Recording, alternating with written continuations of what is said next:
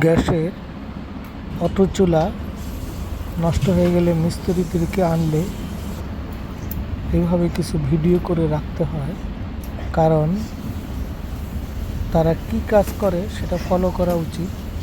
অনেক সময় তারা ছোট ছোট পার্ট সরাই ফেলে, তাই ওদের ফুল টাইম ভিডিওর আওতায় আনা দরকার বলে আমি মনে করি। তাই এরকম ভিডিও করলাম এবং কিছু জিনিস জানাও গেল।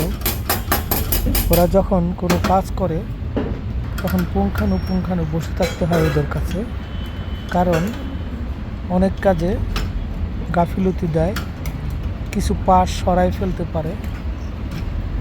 আমি এরকম কাজের সময় দেখলাম, যখন আমার গ্যাসের চুলার প্রবলেম হলো ওরা ঠিক করলো, কিন্তু অন্যখানে মনে হয় আবার প্রবলেম হলো,